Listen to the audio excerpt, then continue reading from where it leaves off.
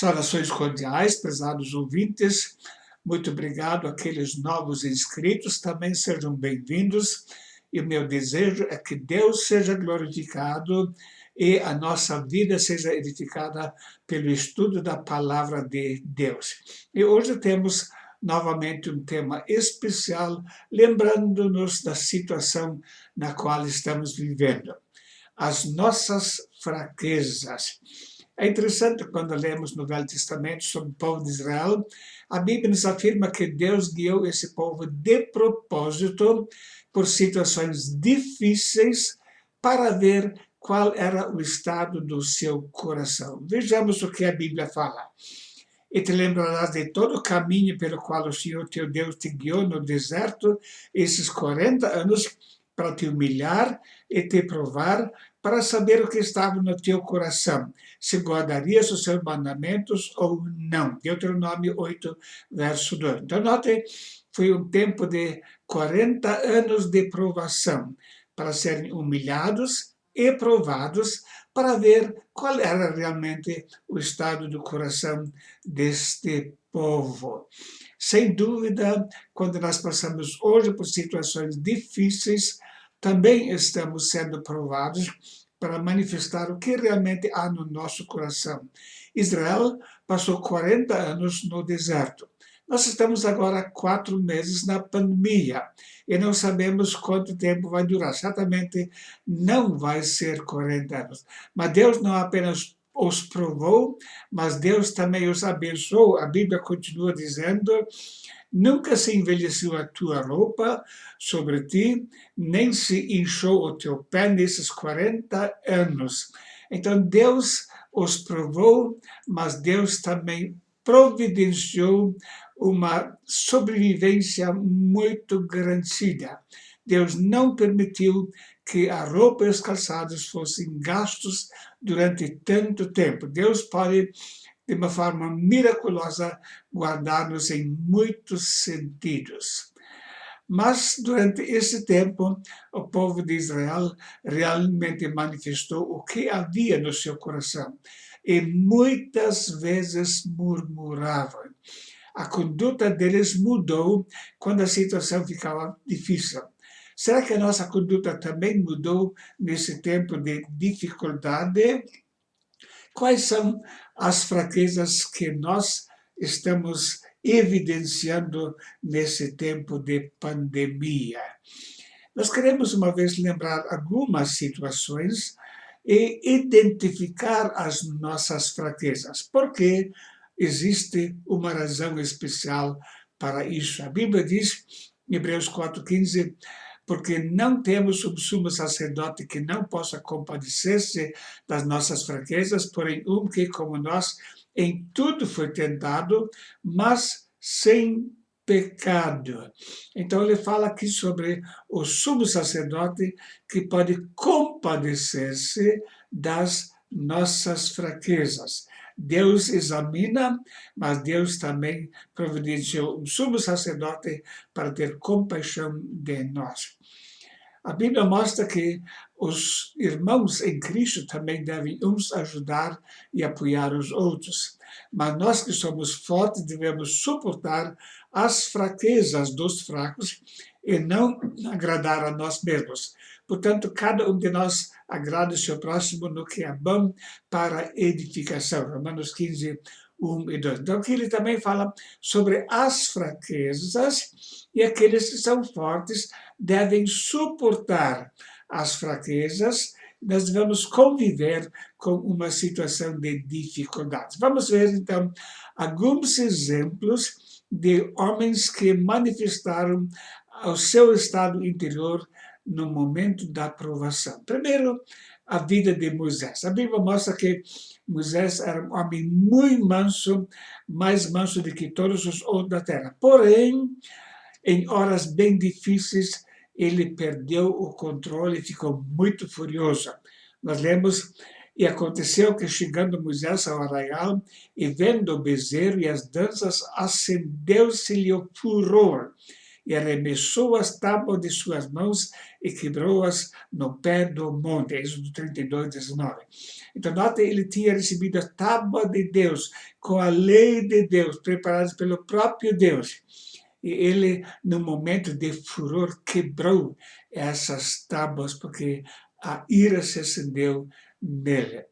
Numa hora muito difícil, a pessoa, de repente, pode manifestar reações que não são normais na sua vida.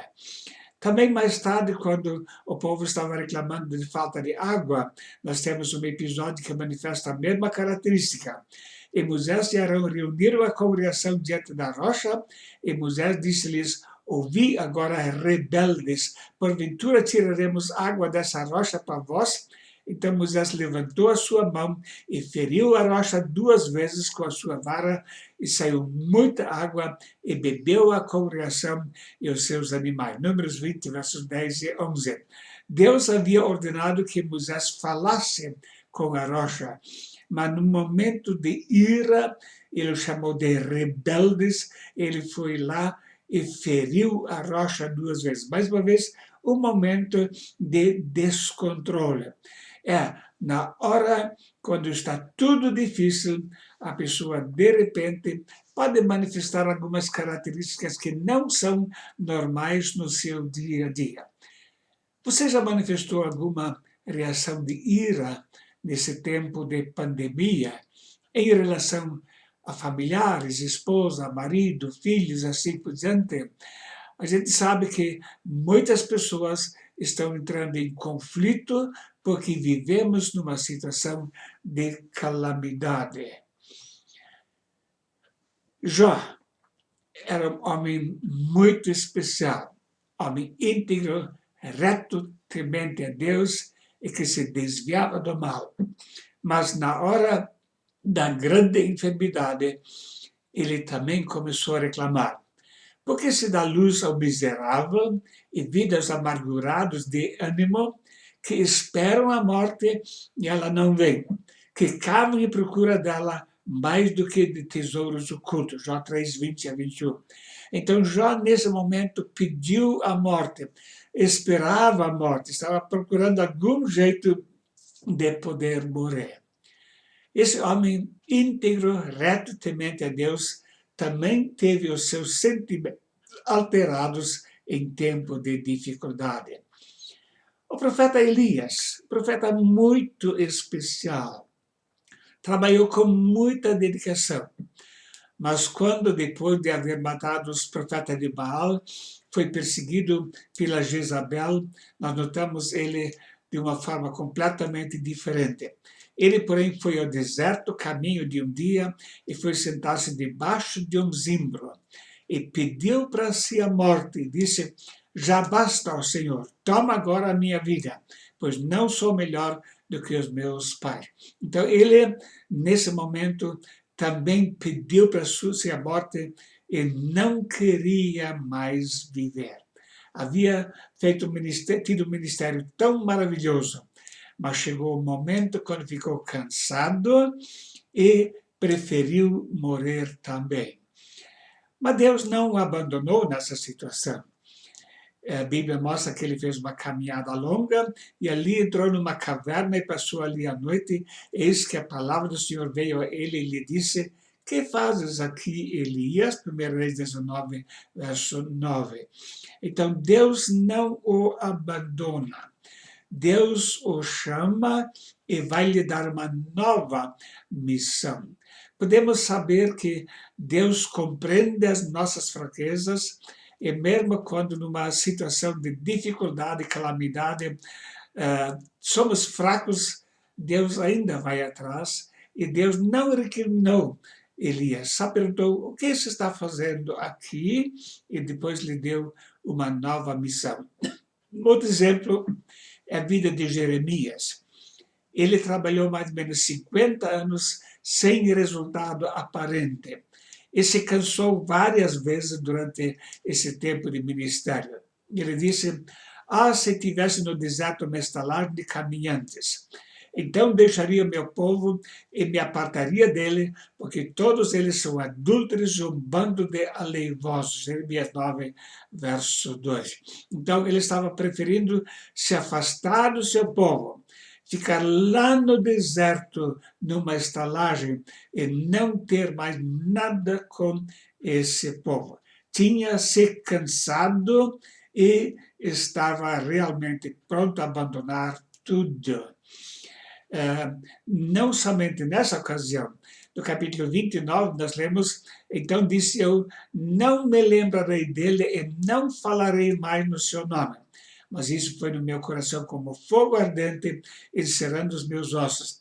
Estou fatigado de sofrer e não posso mais. Ele havia decidido: eu não vou mais proclamar a mensagem de Deus. Agora chega, estou cansado, estou fatigado de sofrer e não posso mais. Estava pensando de abandonar completamente o ministério. Porém, Deus lhe mostrou: olha, uma vez, lembra-se, eu te amei desde a eternidade. Em segundo lugar, o teu ministério ainda vai ser frutífero. Haverá ainda galardão para o teu trabalho. Mas quando o servo de Deus trabalha muitos anos sem frutos aparentes, isso pode levá-lo a pensar em desistir do ministério. Junto com Jeremias estava Baruque, o escriba. Ele trabalhava junto e copiava as mensagens de Jeremias e levava para as autoridades. Ele tinha uma atitude completamente diferente. Jeremias só pensava no povo, chorava pelo povo, clamava pelo povo. E Baruque também tinha um trabalho muito importante, mas ele achava que tinha direito a privilégios. A Bíblia diz de Jeremias 45, 2 e 3, assim diz o Senhor Deus de Israel, acerca de ti, ó Baruque, disseste, ai de mim agora, porque me acrescentou o Senhor tristeza sobre a minha dor. Estou cansado do meu gemido e não acho descanso. Então Deus fala, procuras tu grandezas para ti mesmo, não as procures, porque eis que trarei mal sobre toda a carne, diz o Senhor. Porém te darei a tua alma por despojo em todos os lugares para onde fores. Jeremias 45, verso 5. Então, Baruque estava pensando em si mesmo. Que proveito eu vou ter se vou servir? A outra tradução diz, procuras tu honra para ti mesmo. Então, uma atitude completamente diferente da atitude de Jeremias. Jeremias queria realmente que o povo fosse salvo. Baruque queria ter privilégios pelo serviço que estava dando. Ele queria estar em evidência. E Deus mostra, não é assim. Um fato que é muito importante a gente sempre lembrar, os servos de Deus não estão imunes a passar tempo de sofrimento. Nessa época de pandemia, já tivemos vários amigos nossos missionários que passaram por tempo de coronavírus, doentes, bem graves até. Um grande amigo, colaborador da obra de Deus, acabou falecendo nesses dias com apenas 29 anos de idade. E Deus mostra para Baruque, não, você é servo, você está procurando alguma coisa para você? Não, não procure privilégios, porque os servos de Deus também vão passar por dificuldades. E temos na nossa história recente várias pessoas que eram muito dedicadas a Deus e morreram precocemente aos olhos humanos. Então, nunca devemos pensar que pelo fato de estarmos servindo a Deus, nós vamos ter privilégios. O apóstolo Paulo, grande servo de Deus, passou por muito sofrimento. Ele passa 5 listas sobre o sofrimento pelo qual ele passou. Mas, finalmente, ele foi para a glória eterna. Então, não devemos ser pessoas que acham que têm direito de escapar de todo o sofrimento. O apóstolo Pedro tinha a dificuldade da inconstância. Era muito animado, muito pronto, Nós lemos em Mateus 26, 35, e disse-lhe Pedro, ainda que me seja mister morrer contigo, não te negarei. E todos os discípulos disseram o mesmo. Porém, como ele estava lá no pátio do sumo sacerdote, quando Jesus foi julgado, aconteceu o seguinte, e como certa criada, vendo estar assentado ao fogo, pusesse os olhos nele e disse, esse também estava com ele. Porém, ele negou-o, dizendo, mulher, não o conheço. Então, note, numa hora, ele falou, eu estou pronto para morrer. Estava lá em cima. E não demorou muito tempo. Ele negou a Cristo e confessou, disse, eu nem o conheço. E Jesus havia alertado ele, você vai me negar.